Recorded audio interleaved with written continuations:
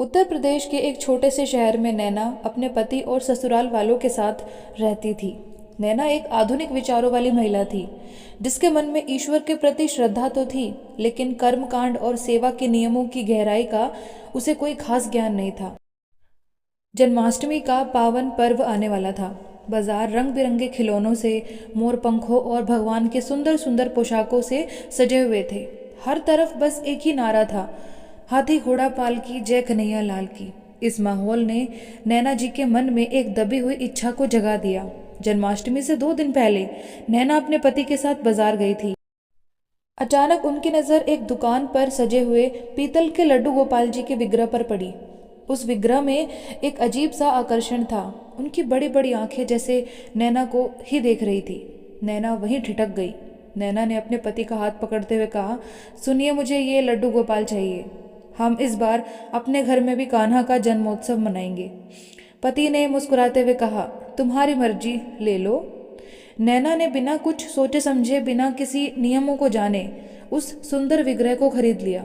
वह बहुत खुश थी, जैसे उन्होंने कोई अनमोल खजाना पा लिया हो। वो घर लौटी तो उनके चेहरे पर एक अजीब सी विजय की मुस्कान थी। जैसे ही नैना ने घर की दहलीज पार की, उनकी सासू माँ, जो एक अत्यंत धार्मिक और अनुभवी महिला थी, सामने आ गई। उन्होंने नैना के हाथों में लड्डू गोपाल जी को देखा तो उनका माथा ठनका। अरे बहू, ये तुम क्या ले आई? सासू माँ ने चिंतित स्वर में पूछा। माँ जी, ये लड्डू गोपाल हैं। हम इस बार धूमधाम से जन्माष्टमी मनाएंगे। नैना ने चहकते हुए जवाब दिया। सासू माँ के चेहरे पर चिंता की लकीरें गहरी हो गई। उन्होंने नैना को अपने पास बैठाया और गंभीर स्वर में कहा, बेटी, तुम शायद जानती नहीं हो कि तुम किसे घर ले आई हो। ये कोई साधारण मूर्ति या फिर सजावट की वस्तु नहीं है। ये साक्षात बाल स्वरूप परमात्मा है। लड्डू गोपाल जी की सेवा करना तलवार की धार पर चलने जैसा है। नैना ने प्रश्नवाचक दृष्टि से देखा। सासू माँ ने समझाया, इन्हें घर लाने का मतलब है एक जीवित नन्हे बालक को घर लाना। जैसे एक नवजात शिशु को समय पर दूध चाहिए, नहाना चाहिए, दुलार चाहिए और उसे कभी अकेला नहीं छोड़ा जा सकता, वैसे ही लड्डू गोपाल भी हैं। तुम्हें इनका हर नियम निभाना होगा। सर्दी में गर्म कपड़े, गर्मी में पंखा, समय पर भोग और सबसे बड़ी बात, भाव। क्या तुम ये सब कर पाओगी? तुमने मुझसे एक बार भी पूछा नहीं। नैना को उस समय सासू माँ की बातें थोड़ी भारी लगी, लेकिन उनके उत्साह में कोई कमी नहीं आई। उन्होंने आत्मविश्वास से कहा, माँ जी, आप चिंता मत करो। जब ले ही आई हूँ तो सेवा भी कर लूँगी। आखिर भगवान तो भाव के भूखे हैं। सासू माँ ने एक गहरी सांस ली और कहा, ठीक है, अब जब ठाकुर जी घर पर ही आ गए हैं तो तुम्हें सेवा की विधि मैं सिखा दूंगी। लेकिन याद रखना, एक बार सेवा शुरू करने के बाद उससे पीछे नहीं हटा जा सकता। नैना ने हामी भर दी। जन्माष्टमी का त्यौहार बड़े धूमधाम से मना। नैना ने लड्डू गोपाल जी को नहलाया, नई पोशाक पहनाई, 56 भोग भी लगाए और रात भर भजन किए। सब कुछ बहुत अद्भुत और दिव्य लग रहा था। घर में एक नई सकारात्मक ऊर्जा का संचार हो गया था। शुरुआत के कुछ हफ्ते तो बहुत अच्छे बीते। नैना सुबह जल्दी उठती, स्नान करती और फिर लड्डू गोपाल जी को जगाती। उन्हें स्नान कराना, चंदन लगाना, इत्र लगाना और भोग लगाना, ये सब उन्हें एक खेल जैसा लग रहा था। लेकिन जैसे जैसे समय बीतने लगा, नैना का उत्साह कम होने लगा। वो एक दिन ऐसी दिनचर्या में बंध गई थी जिससे उन्हें घुटन होने लगी थी। नैना ने एक सुबह अलार्म बजते ही बड़बड़ाया, उफ, आज फिर वही काम। सहेलियां बाहर घूमने जा रही हैं, मूवी देखने जा रही हैं और मैं यहाँ घर में बंधी पड़ी हूँ, कहीं जा भी नहीं सकती, क्योंकि लल्ला को भोग लगाना है, लल्ला को सुलाना भी है। धीरे धीरे भक्ति का स्थान बोझ ने ले लिया था। जो सेवा पहले आनंद से होती थी, वो अब एक तरीके की ड्यूटी बन गई थी। नैना ने अपने मन में विचार किया कि उनका पूरा जीवन ऐसे ही बीत जाएगा क्या। वो ना तो देर तक सो सकती थी, ना ही अपनी मर्जी से कहीं बाहर जा सकती थी। नैना ने एक दिन मन ही मन सोचा, ये तो मुसीबत हो गई। सासू माँ सही कह रही थी, ये तो बहुत बड़ी जिम्मेदारी है। मैं अभी इतनी जवान हूँ, मैं अपना पूरी जिंदगी बस एक मूर्ति में कैसे बिता सकती हूँ। नैना का मन उचाट हो गया। वो सेवा तो करती, लेकिन बेमन से। कभी भोग लगाना भूल जाती तो कभी स्नान में जल्दी करती। उनके अंदर का भाव सूख रहा था। अंततः उन्होंने इस बंधन से मुक्त होने का एक उपाय सोचा। नैना ने अपने मायके में फ़ोन लगाया। फ़ोन उनकी छोटी बहन ने उठाया। नैना की छोटी बहन, जिसका नाम राधा था, स्वभाव से बहुत ही सात्विक और भक्त प्रवृत्ति की थी। नैना ने बात शुरू की। राधा, तुझे पता है ना, मैंने लड्डू गोपाल जी लिए थे। हाँ दीदी, कैसे हैं हमारे कन्हैया? राधा ने बड़ी उत्सुकता के साथ पूछा। अरे पूछ मत, बहुत कठिन है उनकी सेवा यार, मुझसे तो अब संभाला नहीं जा रहा। मेरा तो कहीं आना जाना भी बंद हो गया है। नैना ने अपनी परेशानी बताई। राधा ने उत्साह से कहा, दीदी अगर आपको दिक्कत हो रही है तो आप लल्ला को मुझे दे दो। मुझे तो बहुत मन है उनकी सेवा करने का, मैं उन्हें बहुत प्यार से रखूंगी। नैना के कानों में जैसे मधुर संगीत गूंज गया था। उन्हें अपनी समस्या का समाधान जो मिल गया था। सच में तू रख लेगी? ठीक है, मैं तेरे जीजू के हाथ भिजवा देती हूँ। नैना ने राहत की सांस ली। उन्होंने जल्दी जल्दी लड्डू गोपाल जी का सामान एक अजीब सी निष्ठुरता के साथ पैक किया। उन्होंने उस विग्रह को, जिससे वे कभी अपने बेटे की तरह मानकर लाई थी, एक डब्बे में पैक कर दिया। नैना ने अपने पति से कहा, सुनिए जी, आप काम पर जा रहे हैं ना, ये लड्डू गोपाल को लेते जाइए और राधा को दे देना। मुझसे अब इनकी सेवा नहीं हो रही। पति ने भी ज़्यादा सवाल नहीं किए और विग्रह लेकर ससुराल के लिए निकल पड़े। नैना को लगा कि सिर से एक बहुत बड़ा बोझ उतर गया, लेकिन वो नहीं जानती थी कि वो अपने घर की जो श्री और सौभाग्य है उसको अपने हाथों से विदा कर रही थी। नैना के पति जब ससुराल पहुंचे तो उन्होंने राधा के हाथों में लड्डू गोपाल को सौंप दिया और अपने काम पर वापस लौट आए। राधा की खुशी का ठिकाना ही नहीं था। उसने बड़े प्रेम से विग्रह को अपने सीने से लगा लिया, लेकिन इस घर का माहौल नैना के ससुराल जैसा नहीं था। राधा और नैना के माता पिता घोर नास्तिक थे। वे मूर्ति पूजा को ढकोसला और समय की बर्बादी मानते थे। उनके लिए भगवान का अस्तित्व तर्कों और विज्ञान के दायरे से बाहर था। शाम को जब माता पिता घर आए तो उन्होंने देखा कि राधा एक कमरे में मंदिर सजा रही है और लड्डू गोपाल जी को स्थापित करने की तैयारी कर रही है। माँ ने कड़े स्वर में पूछा, ये क्या तमाशा है राधा? राधा सहम गई। माँ, ये नैना दीदी के लड्डू गोपाल हैं। वो सेवा नहीं कर पा रही थी तो मैंने ले लिए। मैं इनकी सेवा करूँगी। पिता, जो एक सख्त मिजाज के व्यक्ति थे, क्रोध से लाल हो गए। किससे पूछ कर लाई तुम ये मूर्ति घर में? तुम्हें पता है हम इन सब पाखंडों में विश्वास नहीं करते। इस घर में कोई पूजा पाठ नहीं होगा। राधा ने गिड़गिड़ाते हुए कहा, पापा, ये सिर्फ मूर्ति नहीं है, ये भगवान है, ये हमारे कन्हैया हैं। मुझे इनकी सेवा करने दीजिए, मैं आपको कोई कष्ट नहीं दूंगी। पिता ने एक व्यंग के साथ हंसते हुए कहा, भगवान? पत्थर का एक टुकड़ा भगवान कैसे हो सकता है? तुम पढ़ी लिखी होकर इन अंधविश्वासों में पड़ रही हो। नैना ने भी अपनी बला टाल दी और हमारे घर भेज दिया इन्हें। बहस बढ़ती गई। राधा रो रही थी और अपने माता पिता को समझाने की कोशिश कर रही थी, लेकिन नास्तिकता का अहंकार उनकी आंखों पर पट्टी बांधे हुए था। पिता ने कहा, मैं इस मूर्ति को इस घर में एक पल भी नहीं रहने दूंगा। राधा ने विग्रह को कसकर पकड़ लिया। नहीं पापा, आप ऐसा नहीं कर सकते, इनका अपमान मत कीजिए। पिता का क्रोध अब 7वें आसमान पर था। उन्होंने झपटकर राधा के हाथों से लड्डू गोपाल जी को छीन लिया। पिता ने चुनौती देते हुए कहा, देखते हैं तुम्हारे भगवान में कितनी शक्ति है। तुम कहती हो ये बाल रूप है, ये जीवित है। अगर ये जीवित है तो इसे दर्द भी होता होगा, ये रोता क्यों नहीं? राधा चीख पड़ी, नहीं पापा। लेकिन उसके पिता नहीं रुके। वे तेजी से सीढ़ियां चढ़कर छत की ओर भागे। माँ भी उनके पीछे पीछे आ गई, ये देखने के लिए कि क्या हो रहा है। राधा रोती बिलखती उनके पीछे दौड़ी। छत पर पहुंचकर पिता ने लड्डू गोपाल जी के विग्रह को हवा में उठाया।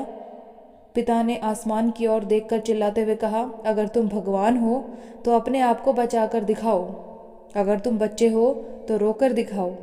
और इसके साथ ही उन्होंने पूरी ताकत से, पूरी निर्दयता से उस नन्हे से विग्रह को छत से नीचे सड़क पर फेंक दिया। राधा की चीख से सन्नाटा टूट गया। नहीं! वो दौड़कर नीचे भागी। विग्रह जमीन पर गिरा। पीतल की खनखनाहट हुई। राधा जब नीचे पहुंची तो उसने कांपते हाथों से अपने लल्ला को उठाया। वो उन्हें अपने आंसुओं से नहलाने लगी। तभी पिता और माँ भी नीचे आ गए। पिता ने देखा कि विग्रह को बाहरी तौर पर कोई खास नुकसान नहीं हुआ है। उनकी क्रूरता अभी शांत नहीं हुई थी। पिता ने राधा के हाथों से विग्रह को खींचते हुए कहा, देखो, रोया क्या तुम्हारा भगवान? आवाज़ आई क्या तुम्हें रोने की? अरे ये पीतल है, पीतल, इसे तुम भगवान कहती हो। पिता ने प्रमाण देने के लिए विग्रह को सड़क की खुरदरी जमीन पर घिसना शुरू कर दिया। देखो, इसे चोट लग रही है, खून निकल रहा है इसमें से। नहीं ना, क्योंकि ये निर्जीव है। राधा ने पूरी ताकत लगाकर अपने पिता को धक्का दिया और लल्ला को उनसे छीन लिया। उसकी आंखों में अब डर की जगह आग थी। राधा ने दहाड़ा, बस कीजिए आप दोनों मेरे माता पिता हैं, इसलिए मैं चुप हूँ, लेकिन आज आपने जो पाप किया है उसका दंड आपको भुगतना पड़ेगा। मेरे ठाकुर जी को आपने चोट पहुँचाई है, ये कोई साधारण अपराध नहीं है, आप मेरे भगवान से दूर रहिएगा। राधा लड्डू गोपाल को लेकर अपने कमरे में चली गई और दरवाज़ा बंद कर लिया। उसने देखा कि विग्रह पर खरोंचें आ गई थी। वो रात भर रोती रही, माफ़ी मांगती रही, लेकिन उसे नहीं पता था कि भगवान का अपमान कभी व्यर्थ नहीं जाता। प्रकृति का न्याय चक्र घूमना शुरू हो चुका था। उसी रात नैना के ससुराल में, जहाँ से लड्डू गोपाल जी को निकाला गया था, एक अजीब सी घटना घटी। रात में करीब 2 बज रहे थे। सब गहरी नींद में थे। अचानक से नैना के पति जो विग्रह को देकर आए थे, उनकी नींद एक भयानक चीख के साथ टूटी। बचाओ नैना, बचाओ। नैना जी हड़बड़ाकर उठी। उन्होंने देखा कि उनके पति तो बिस्तर पर तड़प रहे हैं। वो अपने शरीर को नोच रहे हैं, जैसे कोई अदृश्य आग उन्हें जला रही हो। नैना ने घबराकर पूछा, क्या हुआ, आप ऐसा क्यों कर रहे हैं? जलन, बहुत जलन हो रही है, मेरा पूरा शरीर जल रहा है, ऐसा लग रहा है जैसे किसी ने मुझे आग में फेंक दिया हो, मेरी चमड़ी खींच रही है। वो दर्द से चिल्ला रहे थे। सासू माँ और घर के अन्य सदस्य भी दौड़कर आ गए। नैना के पति जमीन पर लेटकर लोटने लगे। वो अपना चेहरा, अपने हाथ, अपने पैर जमीन पर रगड़ रहे थे। सासू माँ चिल्लाई, अस्पताल चलो, जल्दी एम्बुलेंस बुलाओ। उन्हें तुरंत शहर के सबसे बड़े अस्पताल ले जाया गया। डॉक्टर ने तुरंत इलाज शुरू किया। उन्हें पेन किलर के इंजेक्शन दिए गए। तरह तरह की जांचें की गई, खून की जांच, MRI, CT स्कैन, सब सारे टेस्ट हुए। लेकिन रिपोर्ट देखकर डॉक्टर भी हैरान थे। डॉक्टर ने नैना से बोला, मिसेस नैना, ये बहुत अजीब सा केस है। इनकी सारी रिपोर्ट्स नॉर्मल है, ना कोई इन्फेक्शन है, ना कोई एलर्जी, ना कोई अंदरूनी चोट। मेडिकल रूप से तो ये बिल्कुल ठीक ठाक हैं, लेकिन इनकी हालत देखकर लग रहा है कि ये भयंकर पीड़ा में है। हम समझ नहीं पा रहे हैं कि इलाज करें तो किस चीज़ का करें। दिन बीतते गए, 1 दिन, 2 दिन, 4 दिन। नैना के पति की हालत में कोई सुधार नहीं हुआ। वो अस्पताल के बिस्तर पर पड़े पड़े कराहते रहते। उनका शरीर लाल पड़ गया था, जैसे किसी ने उन्हें खुरदरी ज़मीन पर रगड़ दिया हो।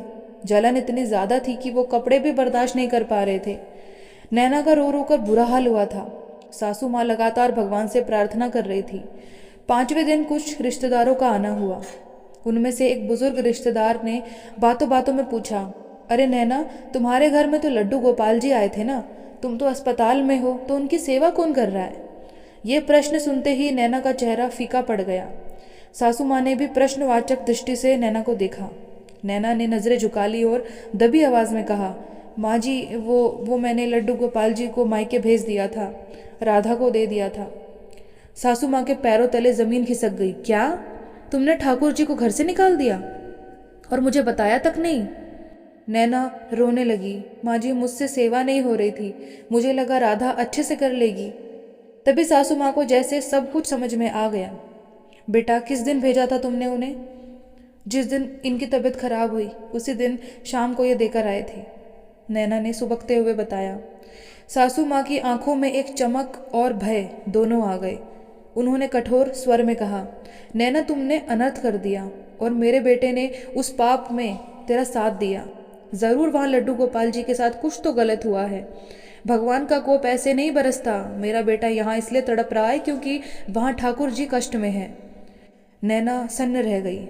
सासू माँ ने आदेश दिया, अभी के अभी जाओ, सीधा अपने मायके जाओ और पता करो कि क्या हुआ है वहाँ। और अगर तुम मेरे बेटे को जिंदा देखना चाहती हो तो मेरे लल्ला को वापस लेकर आओ। जब तक वो वापस नहीं आएंगे मेरा बेटा ठीक नहीं होगा। नैना बदहवास हालत में अस्पताल से निकली और सीधे अपने मायके के लिए रवाना हुई। उसका दिल जोर जोर से धड़क रहा था। मन में बस एक ही प्रार्थना थी कि सासू माँ का शक गलत साबित हो। जब नैना अपने घर पहुंची तो उन्होंने घर में एक अजीब सी मनहूसियत महसूस की। वो दौड़कर राधा के पास गई। राधा अपने कमरे में गुमसुम बैठी थी। नैना ने उसे झकझोरा, राधा, लड्डू गोपाल जी कहाँ हैं और यहाँ क्या हुआ था उस दिन? राधा ने अपनी दीदी को देखा और फूट फूट कर रो पड़ी। उसने सिसकियों के बीच सारी घटना बताई, कैसे उसके माता पिता ने विरोध किया, कैसे पिताजी ने उन्हें छत से फेंका और कैसे उन्होंने विग्रह को जमीन पर घीसा। बस ये साबित करने के लिए कि वो रोते नहीं हैं। ये सुनते ही नैना जी के रोंगटे खड़े हो गए। उन्हें अपनी आंखों के सामने अपने पति का तड़पना याद आ गया। हे भगवान! पापा ने उन्हें छत से फेंका और वहाँ मेरा पति बिस्तर से गिरकर तड़पने लगा। पिताजी ने उन्हें ज़मीन पर घिसा और मेरे पति की चमड़ी में जलन होने लगी। सब कुछ जुड़ा हुआ है राधा, सब कुछ। नैना चीख पड़ी। नैना ने देखा कि लड्डू गोपाल जी एक छोटे से आसन पर विराजे हैं। उसने कांपते हाथों से विग्रह को उठाया। ध्यान से देखने पर उन्होंने पाया कि पीतल के विग्रह पर कई जगह खरोंच के निशान थे और कुछ जगह तो ऐसी दिख रही थी जैसे धातु पूरी घिस गई हो। नैना जी का कलेजा मुंह को आ गया। वो विग्रह को सीने से लगाकर रोने लगी। मुझे माफ़ कर दो लल्ला, ये सब मेरी ही गलती है। ना मैं तुम्हें भेजती, ना तुम्हें यहाँ कष्ट मिलता और ना ही मेरे पति वहाँ तड़प रहे होते। नैना ने उसी क्षण निर्णय लिया। वो अपने माता पिता के पास गई और अभी भी अपने अहंकार में वो भरे बैठे थे, लेकिन घर के माहौल से डरे हुए थे। नैना ने अपने माता पिता से कहा, आप लोगों ने जो किया है उसकी सज़ा मेरा पति भुगत रहा है। आपने मूर्ति को नहीं, साक्षात बाल कृष्ण को छत से फेंका है। मैं अपने लल्ला को वापस ले जा रही हूँ।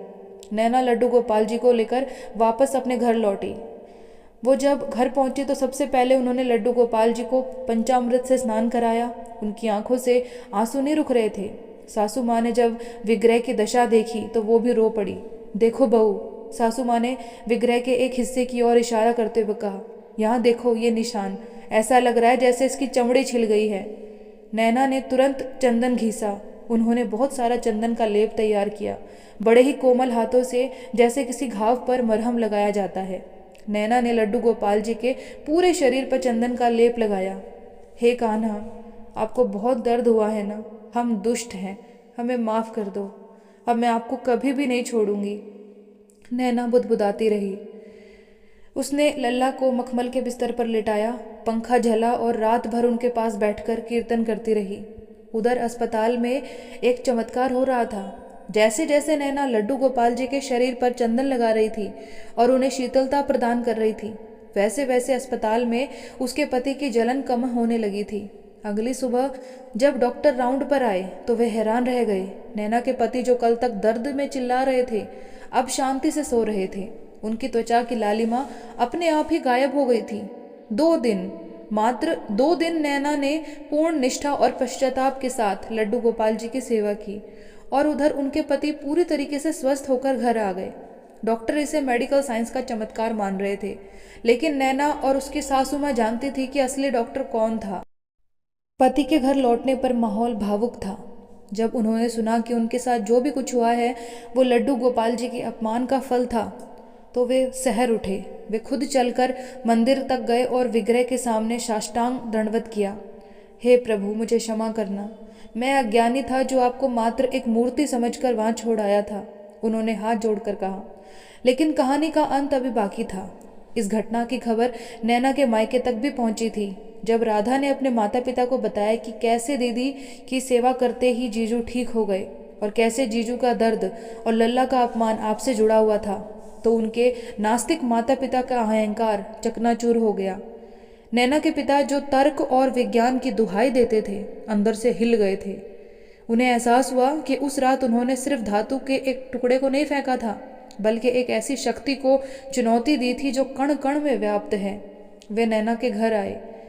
जब उन्होंने अपने दामाद को स्वस्थ देखा और फिर लड्डू गोपाल जी के विग्रह पर वही खरोचे देखी जो उन्होंने खुद दी थी, तो वे फूट फूट कर रो पड़े। पिता ने भगवान के चरणों में सिर पटकते हुए कहा, हे प्रभु, मैं बहुत बड़ा पापी हूँ। मैंने अपने अहंकार में एक अबोध बालक को कष्ट दिया। मुझे लगा कि तुम पत्थर हो, तुम एक मूर्ति हो, लेकिन तुमने अपने अस्तित्व का प्रमाण बहुत कठोरता के साथ दिया। उस दिन के बाद नैना के माता पिता पूरी तरह बदल गए। जिस घर में पूजा का नाम लेना मना था, वहाँ सुबह शाम आरती होने लगी। आज नैना जी के घर में लड्डू गोपाल जी घर के मुखिया की तरह रहते हैं। नैना अब उन्हें अकेला नहीं छोड़ती। अगर उन्हें कभी बाहर भी जाना होता है तो वो एक छोटी सी टोकरी में अपने लल्ला को साथ लेकर जाती है। विग्रह पर वो निशान आज भी है। नैना ने उन्हें ठीक नहीं करवाया। वो कहती है, ये निशान मुझे हमेशा याद दिलाते रहेंगे कि भक्ति में लापरवाही का परिणाम क्या होता है। ये सत्य घटना हमें सिखाती है कि भगवान की मूर्ति मात्र पत्थर या धातु नहीं है, वो हमारी श्रद्धा का भौतिक स्वरूप है। यदि हम सेवा का संकल्प लेते हैं तो उसे निभाना हमारा धर्म है। भगवान प्रेम के भूखे हैं, लेकिन अहंकार उन्हें कतई स्वीकार नहीं। नास्तिकता आपका चुनाव हो सकता है, लेकिन किसी की आस्था का अपमान करना या फिर उस दैवीय शक्ति को चुनौती देना आपके विनाश को आमंत्रित कर सकता है। लड्डू गोपाल जी तो भाव के भूखे हैं, उन्हें बस प्रेम चाहिए, बिल्कुल एक छोटे बालक की तरह, क्योंकि वो स्वयं परमात्मा श्री कृष्ण का बाल स्वरूप है। लेकिन याद रहे, जो पालनहार है वो अपने अस्तित्व की रक्षा भी करता है और अपने अपमान का उत्तर भी देना जानता है। अगर वो पालनहार है तो संहारकर्ता भी वही है। उसे चुनौती ना दें, उसके चरणों में अपने सिर को, अपने अहंकार को समर्पित करें, क्योंकि वो हम सबका परम पिता है। आज की ये कहानी आपको कैसी लगी मुझे कमेंट सेक्शन में ज़रूर बताइएगा। धन्यवाद।